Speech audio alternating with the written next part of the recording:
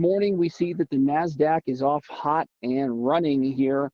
Seems like the rotation from value or from growth into value lasted a couple of days, and now we're playing a little catch up with some of those bigger names. But we'll get into that, of course. What do you want to talk about with regards to the overnight news and what may have happened overseas?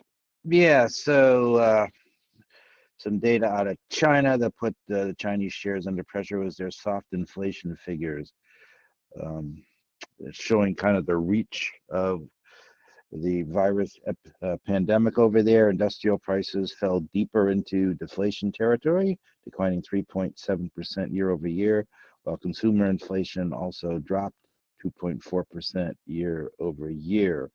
The big news, though, overseas was the Organization for Economic Cooperation and Development said it expects the world economy to contract by 6% this year. That would be the worst decline in 100 years. If a second wave of infections came, it could be even worse. So let's see. For the U.S., the OECD said GDP is going to contract 7.3% in 2020, and that could rise to 8.5% if we get a second wave in the fall. The futures did sell off overnight when that one came out, but it recovered a little bit since then. Domestically, we had once again big rip higher in mortgage applications. Overall applications increased 9.3%, while purchase applications increased 5.3%. Now, purchase applications have increased. This is the 8th straight week in a row, and we are actually just right below the 10-year high, which was back in January. Obviously, the low rates are fueling what looks like a strong housing market. And we've been watching the home builders, and they've been acting kind of like this is true. Also, yeah, Kevin. Oh, just agreeing with you. Oh, okay. And then let's look at the open table data to see how reopenings are going. Only one very small state, I used to live there, Rhode Island, is up year over year. The next best performer is Arizona, but its reservations are down 37% year over year. And this is kind of interesting in that they're having the worst outbreak of the virus right now in the United States. On the other hand, Hawaii, New York, and New Jersey are reporting near zero reservations. So people are not really going back to the restaurants, in some places, but overall, not really. The consumer price index came out here in the US for May, declined 0.1%. That was consensus looking for no change. And the core CPI, which excludes food and energy, also declined 0.1%. Again, analysts are looking for no change. So that was the third straight monthly decline in the CPI, which is something that has never happened before in history. So that was kind of interesting. Key takeaway here is that the trend of disinflation, which we saw in China, is also happening here. Maybe the good news on that, though, it's not going to have the Fed even think of raising rates because there's just no inflation out there. And speaking of the Fed, of course, their policy announcement comes out at 2 p.m. Eastern today. There's a virtual press conference at 2:30. The statement shouldn't hold any surprises. The Fed funds rate most likely will be cemented at the lower bound. The press conference, though, could hold, maybe that's where the surprises, if there are any, could come, because they're going to do the dot plot. We talked about on Charting the Markets yesterday what the market is kind of looking for and what to key on there, so I won't repeat it now. And that's pretty much. So the big news is going to be the Fed. Okay. All right. Do they get in, and do they more or less keep the status quo, which is expected, right? I mean, they could offer any kind of, I guess, just any kind of dovish wording could be optimistic for the market, though. Wouldn't you agree? Yeah, the wild card though is if they put some cap on how much QE they're going to do. Mm. If they say something like 500 billion over the next 6 months, the market is not expecting that. The market is still leaning to what they had said before in the amounts necessary. So possibly that could Hmm. stir things up, but it's probably unlikely. Yeah. All right, let's do stocks in the news. You know it, Lee. My favorite time. Bring up Street Smart Edge. Where would you like to begin here? Okay, Chewy, your favorite Okay. there. And tell you what, they do a pretty good service for my mutts. All right. Look at that. Nice consolidation around the 10-day, Lee. Yep, went down earlier and tested it. They posted a loss of 12 cents a share, but that was better than the analysts were expecting, which was 16-cent loss. They also had better than expected revenue, and they gave an upbeat revenue forecast. They also said their active customers now stand at 15 million. That includes you. Apparently. That's up, that's up 33% from a year ago. Oh, I tell you, Lee, you can't argue with a chart that looks quite like this at this point. That on balance volume confirmation looks really fantastic. So pretty strong looking chart at this point. Yep, I All right. think short-term traders will keep an eye on the 10-day there, the real short term. Mm-hmm. Okay, AMC. All right. Movie theaters. Look at that. Movie Rallied theater. back into the 200, Lee. Yeah, and then was rejected. But they said they would reopen their theaters globally in July, but they will have limited seating capacity and certain seats will be blocked off. They also announced a partnership with Clorox to sanitize its locations. Well, that seems smart. Yep. Yeah, but you got to think not only are they seating far apart, then you're going to have disinfectant period in between movie showings and whatnot. So yeah, we're going to be seeing a lot fewer movies available at these theaters, I think. I think so. Um, all right. Genmab. The symbol on that one is GMAB.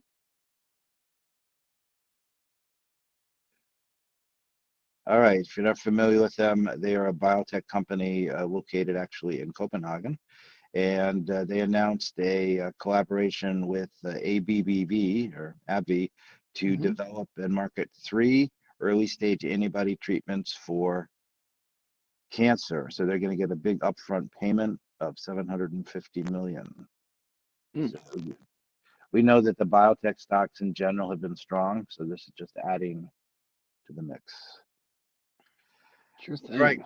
thing. Speaking of restaurants, we talked about early, Red Robin. Let's take a look at that. RRGB.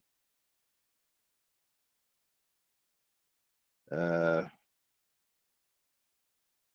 yeah, they deserve to go down based on this report. They lost Uh, $6.66 for the first quarter. The estimates was they were only going to lose $1.10. ooh, Yeah, they missed on revenue, and their comparable restaurant sales fell 20.8%. Um, but things have picked up the last couple of weeks, but yeah. not a good report. Ugh. All right. All right, GameStop, GME.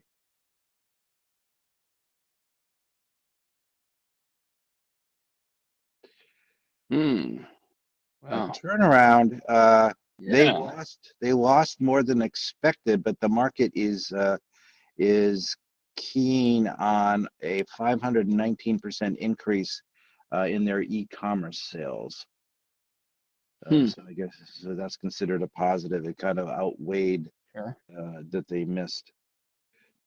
So at least they're back above the 200. A very choppy chart though. Yeah. It's It's an interesting decision by the company, Lee. It's actually a smart one, you would think, right? I mean, if that's the next phase, they need to be involved in selling games via e-commerce. It's the mistake that Blockbuster made was not getting into mailing or shipping out their VCRs, Right. the videos cassettes to people when Netflix started doing that. That the Blockbuster held firm to their process. So I thought GameStop would be going the way of the dinosaur pretty quickly. But if they're going to get into that e-commerce space is going to explode, I would imagine. I think that's something that's going to continue to do fairly well from a gaming side of things. I can only speak to it from my side, where my son and I play. We don't buy physical games. I mean, we just buy them online. You just download them to your hard drive. It's so much easier, makes so much more sense. So that's an area that they really need to develop. Yeah, so I guess that's why the market's giving them a break on the poor results. They could use a break, Lee. Look at that chart. Yeah, not the best. Not Too the best. All right, what do you got? too choppy. Yep. All right. Vroom. This IPO is going crazy. VRM. This is one I haven't seen. Oh, well, that explains. Yeah. Okay. Yeah. Their shares have doubled now since they they came out. They do online car sales and a few other things. The Okay. IPO market has been pretty hot for Hot, some of these, which as is evidenced by the exa- IPO ETF. exactly. Goodness graciously, look at that. I mean, Yeah. made an appropriate move in the COVID news, of course, but wow, what a bounce back. Anyway, wow, that's a heck of a move. Okay. Best Buy. BBY.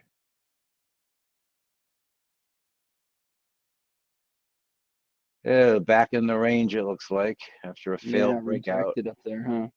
Yeah, failed breakout. They did say they're bringing back 9,000 of their furloughed and part-time workers, and they are allowing customers inside their stores for the first time since the pandemic began. However, they will limit the number of people inside the stores at any one time to 25% of capacity. So, I mean, they're reopening, but it looks like that was already priced into the stock, and now buy the Mm-hmm. rumor, sell the news, I think. I think that's fair. Speaking of reopening, let's look at MGM results. Okay. MGM Resorts, MGM.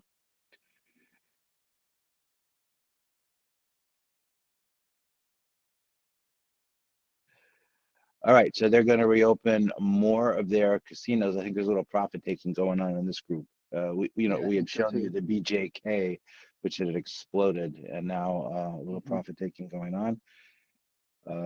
And anyway, they are opening more of their casinos because the ones that had reopened, Bellagio, MGM Grand, and New York, did much better than than expected. So the Excalibur is opening on Thursday. Area, Mandalay Bay, and the Four Seasons are opening on July 1st.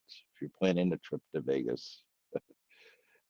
I'm sure it's a little bit of sell the news there initially, but chart here today, that's a heck of a profit-taking move. But it's been on the tear, so Yeah, I mean it's holding the 10-day right now. yeah, as we speak, I short think, termers but keep an eye on that. I think you got to see a bounce on there though, bouncing Mm-hmm. from that before you would buy it because it's yeah. Yeah, and Right. of course I always like to take that 10-day, which is 2002, and I like to look into the intraday chart and see where did it bottom. Well, that's pretty darn close.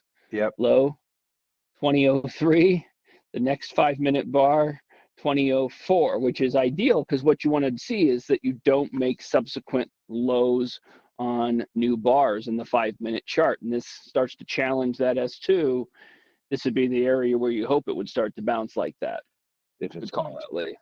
Yeah. All right, Merck.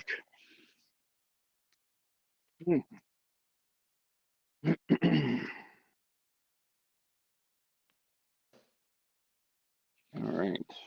All right. So they have a it's cancer drug Keytruda, which is one of their good sellers. They did a trial in a different type of cancer, bladder cancer, and unfortunately, it did not meet the goals of the study. This drug has had $11 billion in sales last year. So it looks like on that news and yesterday we got rejected at the 200 there on, but we're holding the 10. But I think many traders would like to see it clear the 200 before they consider going long. I agree with that 100%, Lee. All right, Five Below, FIBE.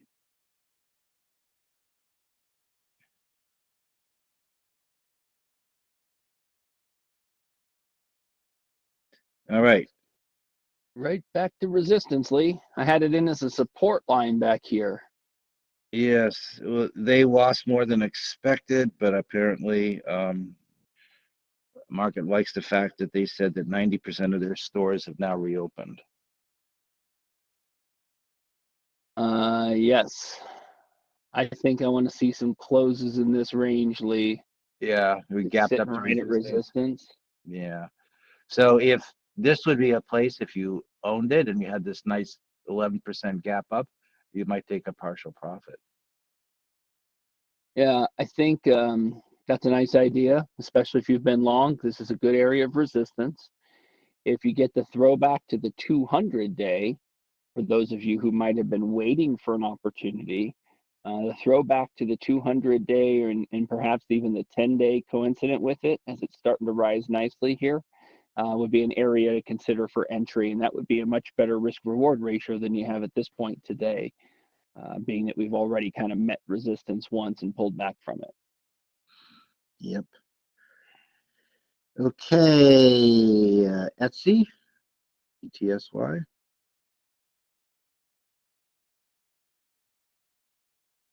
This was in the stay-at-home group of stocks, obviously, and they were upgraded to a buy at Jefferies. In the report, they said that home nesting dynamics, in other words, people stuck at home doing crafts, and also repeat purchases of face masks have been driving results there. So, yep. And Set up then, into a yeah, continuation triangle there. Go ahead. yep. And then, speaking of IPOs, Nikola, NKLA. Gonna Yes. be a bit volatile here, Lee. Yeah, you got to watch this one. I mean, this is all over the place. Uh, the interesting information on that one is they haven't sold a single truck, and yet their market cap is bigger than Ford right now, Mm-hmm. which is That stands crazy. out to me as well. Yeah. However, people said that about Tesla too, that it had that huge market cap and it didn't stop the stock from going up. So, Also true. also true. Yeah. Yeah, speculation positions like these can be difficult to trade, difficult to manage because they are very volatile. Um, find the chart that speaks to you most, and go with it, I guess. But given the volatility, I encourage small positions if you guys desire to trade something crazy like this one. Yeah. Speaking of Tesla, let's look at Tesla. Okay, what are they doing today? Oh, having a day, Lee. Yeah, I think that's a new high, right? That is. That's out, breaking out. All-time Well, highs. yeah, you can set your risk to reward on this one. Yep, over 1,000 now for the first time. Yeah, the news was that they are working hard to ramp up their production of semi trucks. I think it might be also up, because Nikola's up too. I mean, it's Sure. electric Well, truck. look at this, and Lee, the on balance volume looks great. Confirmatory RSI looks fantastic as well into overbought condition. So you're getting bullish behavior, bullish market behavior from these indicators as well. looking really nice in that regard. I'll take a quick second. I want to answer Dave's question about the settings on these studies, the RSI, the on balance volume. His question is, do we just use the defaults? And, largely we do use the defaults on these, Lee. And I think the biggest reason we use the defaults is that we really want to work with the same settings and criteria that many of the rest of the traders in the marketplace are working with. Is that how you kind of look at things? Yeah, to the extent you can get self-fulfillment on your side, why not? Yeah, absolutely. All right, continuing here. Let's see.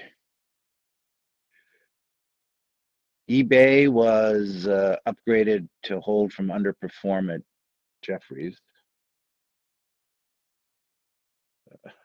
They haven't been underperforming, Mr. Jefferies analyst. No. Oh, goodness. Wow. That's a pretty strong looking chart. It is. Is that the all-time high on this one? Let's find out. Add a little head to this here. Yeah. Ooh, does that look really interesting in the long term, Lee? Yes, it does. And I'll just do this. I'll put a rectangle on it instead of anything else, because I mean, essentially, you go back to here, it's been sideways until this most recent breakout. And that range is 20 plus points, Lee. Yeah, so if you believe in measured moves, that would set it up to about 60-ish, 65. Yeah, 60, 65. Might take a test, to come back and check out the breakout range first, but this area would be in the neighborhood of 45-ish. If you got a throwback to 45 with a coincident moving average, that would be a really interesting way to set some opportunity. And notice that if I said 45, look at the 20-day right there at 45 and change, 45.01, Lee. Yep. 45.01 Oh, on the 20. Yep. So the 20 would be interesting for a longer term position trader as well as a trader because the 20's been held going back to that first week of April. Yep. So strong chart. Indeed. Okay. What I thought interesting was, we've had the pop in airlines, but now JP Morgan downgraded United this morning to Okay. neutral from overweight. Yeah, the airline's getting a little bit of a breather today, it looks like. Yeah, probably last 2 days, really. Yeah, last 2 days, but the comment from JP Morgan didn't help. No doubt. So we'll see if they can hold the 10 in this pullback. I think they got a little ahead of themselves. Probably. Yeah. Probably, but the market tends to do that. Yep. Been playing a little bit of catch up of late, looking for places to put that money to work and play that catch up. You need the beaten down groups to do it, seemingly. So, yep. We've seen a lot of rallies in bankrupt stocks. So, that's not the best signal necessarily, but that's the way a lot of people play. That's right. Okay. There's been some analyst comments on some of the FANG stocks. So let's take a look at Apple. Okay.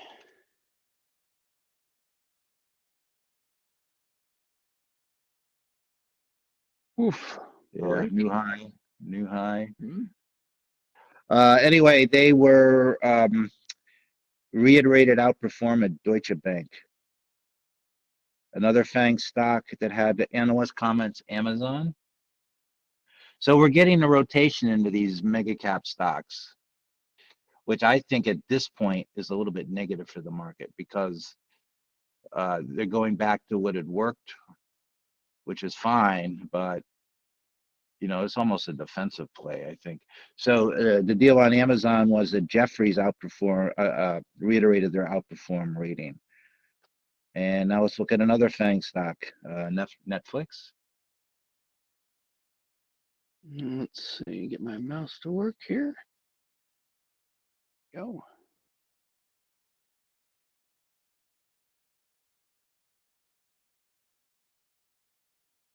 Popped its head up above the 20.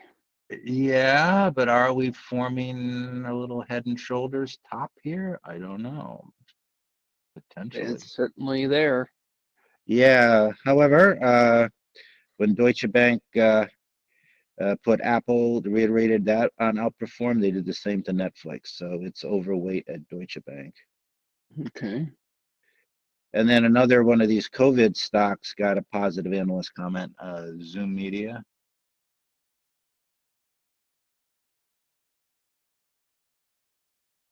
Zoom, zoom. Zoom. They were reiterated at outperform at Bernstein this morning. So looks like that we had a nice pullback to the 10-day there. Yeah, textbook pullback to the 10-day. OBV remains nice and high. RSI gave you confirmation on the last peak. This looks really favorable too. Yeah. All right. So we're gonna look at the indices now, but you can see already that the Dow is down 3 times almost what everything else is. Why don't you go show them how to get to look inside the Dow on the heat map, just so we can see what is causing the issue, just so people know how to do it. You got it. So the easiest way to do this, everybody, will just come up and hover over the mega navigation up above under trade. We're looking for trade source. It's all the way to the right. And we're going to go to the markets tab. And then we're going to let this tab render for a quick second. And when it does, we will scroll down to the bottom and we'll find exactly what we're looking for in the way of the heat map. The great thing about this particular heat map is you've got the ability to ask for the specific criteria that fits exactly what you want. So you'll have a number of indices from which to choose. We'll do it with the Dow 30 initially here. But we'll show you, of course, the drop down to allow this to get active or to get changed. So here's the Dow 30. You can see that, interestingly, there is only, as Lee points out, there's only 10. So only a third of the Dow 30 are currently up. And what is causing the It's off major? 1%. Yeah, what is causing the major drop? Yeah, Boom. Boeing. Yeah, So little profit 17 taking in points. the oil stocks. Yeah, and this is, And this isn't too much of a financials too. surprise, right? Yeah. But anyway, if you want to see, this is always good just to see without having to look at individual symbols, Yeah, where they're rotating in and out of, and you can do it in different time frames too. Show them that. sure. So look at the last week. Boeing, even though Boeing is off 7.5%, Boeing is the #1 Dow stock for the last week of trading. Yep. So maybe Tells you that tells you they're taking a little bit of profits in it today. Yeah. Same with Exxon, which was the #1 down day today, right? Yep. So yeah, I think that speaks to exactly what we've been talking about. A little bit of profit taking, not necessarily the end of that move. Right. So anyway, it's just a good way to get a feel for what's going on real quick. Yeah, and then just to highlight the other opportunities here, guys. NASDAQ 100, S&P 500, the small caps, the mid caps, etc. So you can also decide to do this on a sector basis within a category. So Right. just if you were looking to do it that quickly, it could be the S&P 500, and you could look entirely than the S&P for discretionary, for example. And so you can really start to drill in here and make it a lot easier on yourself. Yep. So All right. it was a good time to do it given the difference in the index returns today. So I'm Absolutely. going to turn it over to you then for our All right, index Lee. analysis. Well, let's check out the S&P as we like to start out with it most frequently. We are continuing our uptrend, even though we're taking a little bit of a breather here today. Many traders would suggest that the most immediate short-term support is the low from what would be Friday of last week when we got that huge move higher. That low is 31.64, let's call it. And that's an area we'd like to see held. The 10-day is coming up into that area, but it's going to take a little time still. It's only 31.26, so that's about a 40-point difference between the two. We'd ideally not like to fill that gap necessarily, but I think that many traders would believe in the 10-day being the most important short-term support area on the S&P 500. The other call out I'll make here is now that we are into our third week being above the 200-day moving average. And as you can see from the RSI, the blue line here, remains strong. We had been in overbought territory. We got validation with our new high. Got a short-term weakness indicator by coming back out of that 70 range. But, this is a strong looking chart right now, and there's continues to look that way, at least in the short run. Lee, do you have any more to add? Excuse me. No, we'll talk about this on charting the markets. I did say yesterday, look for a little short-term weakness given on some of the sentiment data. We talked about the option data. So it's like that's playing out a little bit, but the trend is certainly still up. Yeah, we're sitting, the low today looks like a good area of support too in the short run when you're looking at it in the 5-minute bars here, just based on what's happened in the last 4 days. So pretty important ledge we'd like to keep here today. And then of course the gap low is right here at 31.63. So moves below 31.63 could be a little dicey in the short term. Yep, we have a question on EIA data. Yeah, it just came out a little higher than expected, 5.7 million barrel increase. I'm just looking at it now. And let's get to sectors. I sector. really don't have much to say about the NASDAQ though, Lee. Do you have much to say other than, hey, we closed above 10,000? Or excuse me, we did get above 10,000 yesterday. We didn't close above it. Touched it, and then boy, we're coming back below it a little bit here today. So, but it's been what are you gonna say about a good looking chart like this? I really don't have much to suggest on the NASDAQ here. No, you can see the levels. It depends on your time frame, which one you would use.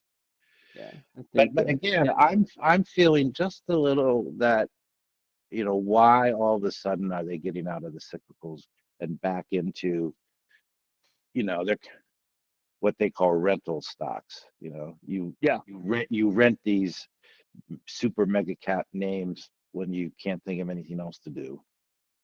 So it just can't fight the tape though, but that is something to keep in mind.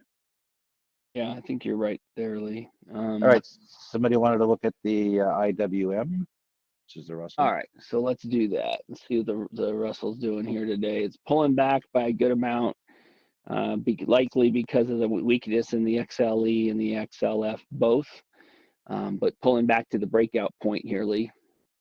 That's right. So now, just from a trading perspective, some people would buy right at support. When you buy right at support, which you have support right there,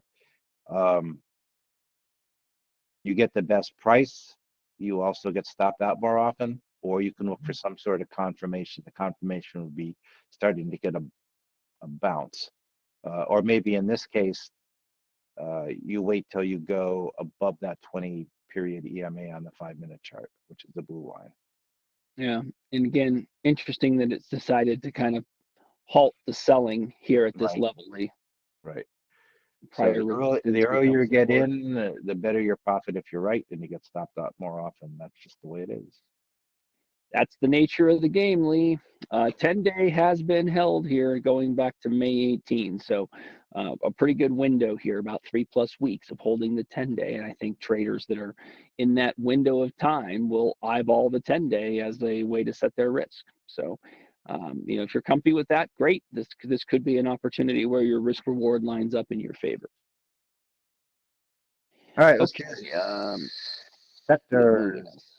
So I've noted the energy taking it on the chin today.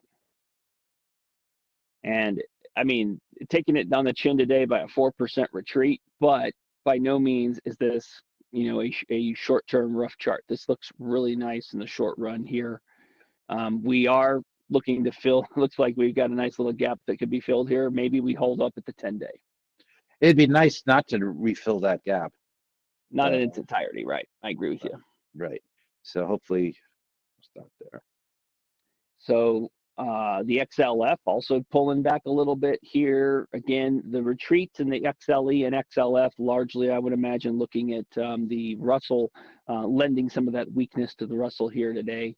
The XLF failing at the 200-day on its first real challenge. Would, of Which is course, not like to see it surprising. hold up at the 10-day. Yep. So it had that huge move. So we are rotating out of these cyclicals that had the rotation into them. And again, they're putting that money into mega cap tech. That's the story of the market today. Of Sure is. course, the story of the market could have a new chapter at 2 o'clock, obviously, when the Fed comes out. So just keep in mind if you're day trading about that. Got to respect what the Fed says, absolutely, or at least their opportunity to really make things squirrely for us. That's for sure. Right. Request for within the XLF, the banks. Sure thing. Let's do RBE or KBE, excuse me. Wait, did I do that wrong? No, I got that right. Okay. That's right. Yeah. Yeah, it looks like the XLF. Yeah, more or less. They didn't even get to the 200. Didn't get to the 200 though. No. Okay.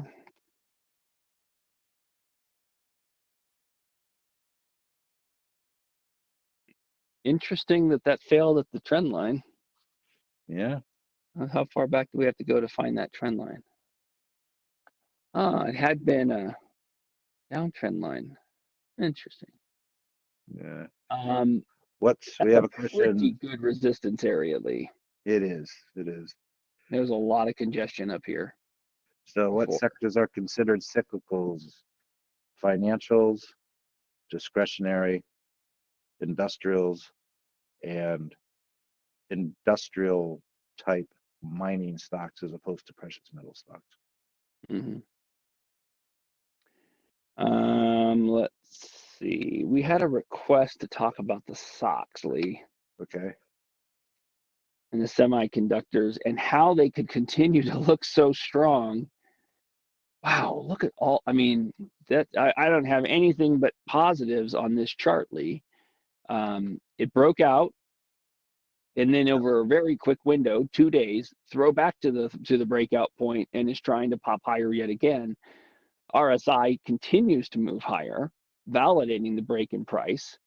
And the question from Juan is a great one. Why is the SOX continuing to move up if we have this tension between the U.S. and China?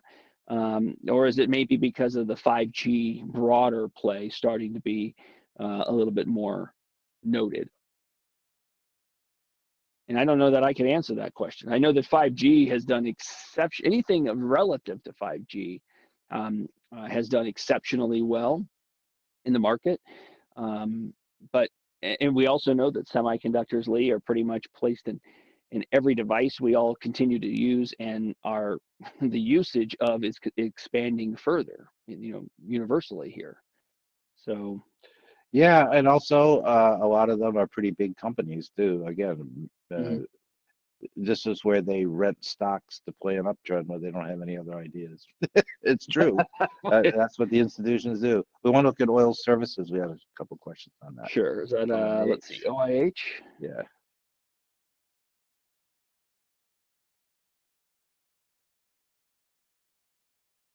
Pulling back along with energy. I think the 10-day is your first. Yep. First support there. I will say, Lee, I gain a little bit of comfort when I look at a group like the XLE, for example, and I see the XLE doing a certain thing, and then I look at all the stocks that I track within that same position, and they're all looking similarly, all trading above their 10-day, all pulling back towards the 10-day, all looking at the 10-day for support. I get a little comfort in that. It kind of lends credence to what you're seeing in the broader group, I tend to think. Yeah. All right. Well, if you want to play momentum, let's look in the semiconductors specifically. You're not going to get an argument from me on that, Lee. And we can drill in to technology, and we will specify. Yeah, semiconductors and equipment. Yeah. All right. So let's find. Whoops, that's not what I want. I want bullish technology. Which is right here. Get to our criteria. And so here we're in tech, but we were on software last, so we'll uncheck that. We will go to semiconductors and equipment and make sure we got them both check marked. I'll hit save. We want stocks over the last over $10 a share, of course. Do you like over the 10 SMA, Lee, which would make sense? Yep. Okay.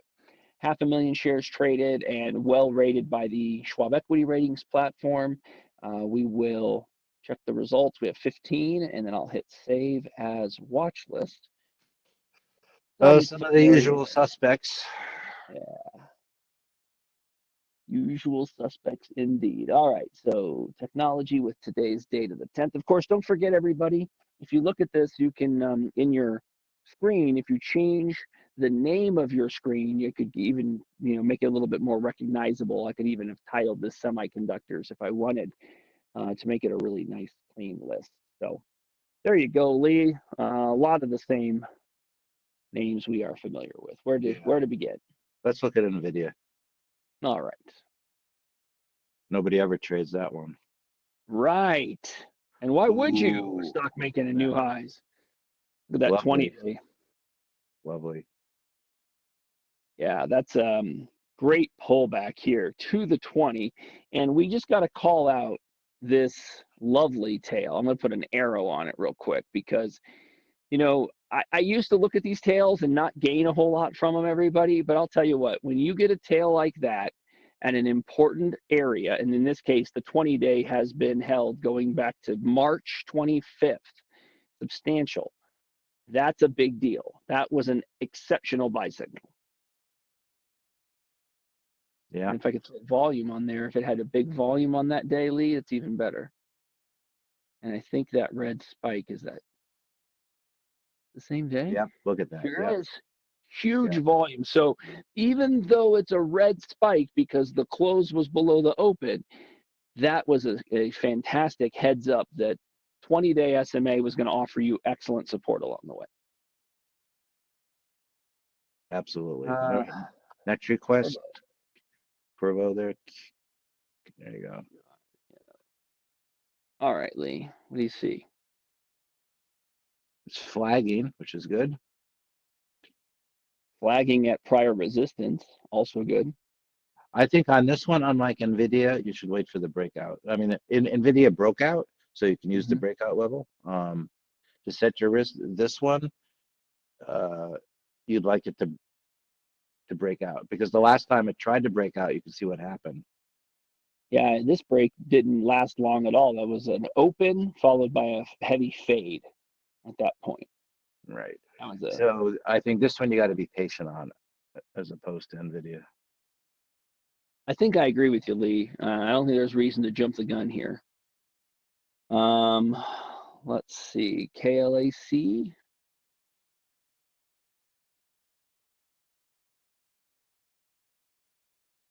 Yep, doing something similarly. Nice little flag. 20-day held quite nicely. There's another one of those tails on the 20 where you look at it and go, okay, I'm feeling good about the 20. And then it was held. It did another little sideways consolidation, held the 20. What I like about that more than anything else, Lee, is just that it gives you the best way to look at it and go, okay, if something happens below the 20, now I need to change my viewpoint. That's the first time that's occurred in the last X weeks. That's a big deal when that happens. Yes. But I don't know about anything else to say on KLAC here, Lee, because I think that's all-time highs. So, yeah.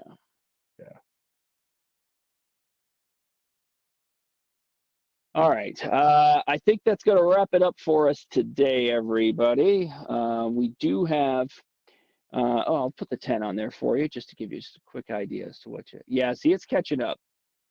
It's catching up, but short-termers aren't going to be happy below this, these lows of the week here from yesterday and Monday. If you get it below 188.75, but it could take a little sideways action in here. This could be one of those where you have to, if you want in, you got to own a little bit, see what happens, and then add if it does break, or be a little bit more patient because it could come back and test the breakout level here in the neighborhood of 183.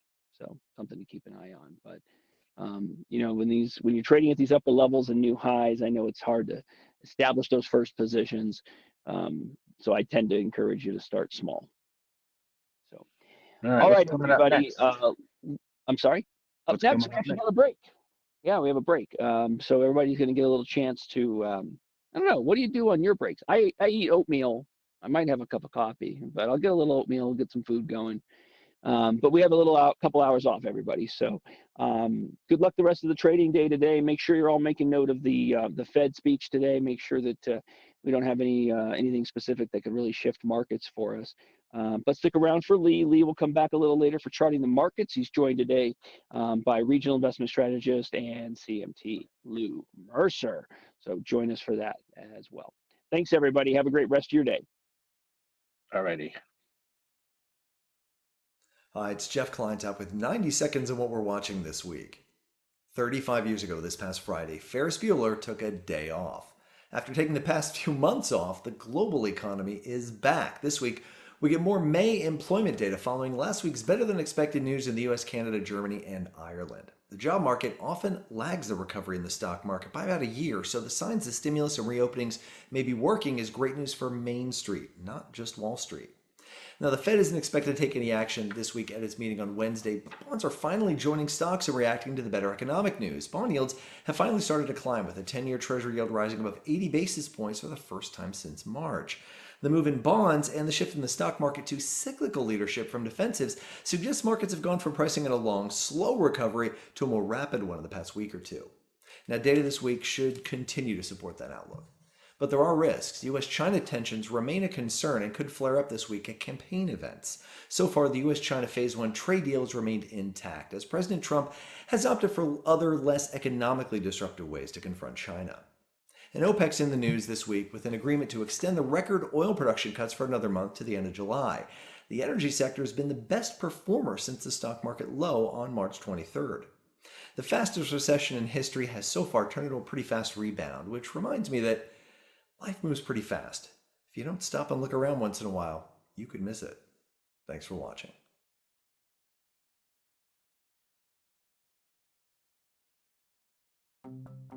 Earnings per share, or EPS, is one of the most widely used ways to gauge company profitability. To calculate, divide the company's profits by the number of outstanding shares. EPS matters because strong earnings tend to drive the price per share up, and that's good for investors. Earnings also generate money the company can reinvest in growth. But EPS has limitations. If a company uses earnings to buy back shares of its own stock, there are fewer outstanding shares in the equation. That drives the EPS up without any actual increase in earnings. EPS also doesn't consider outstanding debt, or that two companies might have the same EPS, but one company used less capital to generate the same profits, indicating it might operate more efficiently. So while EPS is a fundamental factor in assessing stock value, it's most useful when considered along with other metrics.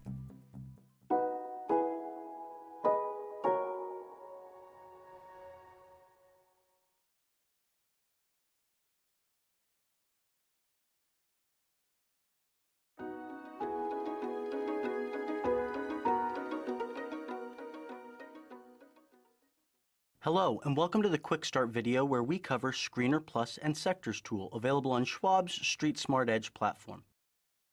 The Screener Plus tool can help you identify securities meeting certain criteria by setting up custom screens, as well as providing a variety of predefined screens. You can find the Screener Plus tool by looking in Launch Tools and clicking on Screener Plus. Let's start with predefined screens. The predefined screens can be found along the left rail. Here you can find a variety of equity and options screens. You can find top volume, gainers and decliners, high-low for the day, performance by sectors, and many others. Click once on a screen and its results appear in the body of the window as a new tab. From there you can use actions to print or export those results, or you can click on Save as Watch List to quickly create a watch list out of the results of your screen. Click on Criteria to view the criteria used to produce the current results. Let's talk about custom screens. You can create a new screen by right-clicking on the plus sign to the right of the tabs. Here you can select from popular fundamental and technical criteria. Alternatively, you can easily edit predefined screens by going to the Criteria tab and making changes to that screen. You can name your screen and click Save Screen at the bottom to save those changes. Let's talk about the Sector tool. If you are interested in performance data for sectors, you came to the right place. Schwab has GICS, or Global Industry Classification Standard, for sectors, industry, and sub-industry. You can drill down to the sub-industry to see the individual securities and even save them to a watch list. This concludes the Quick Start Guide for Screener Plus and Sectors tool for Street Smart Edge. Please check out the Learning Center and the online help manual, both of which are located under the Help menu. Additionally, you can visit the calendar on schwab.com/live for a schedule of upcoming live platform videos. Thank you for choosing Charles Schwab and have a great day.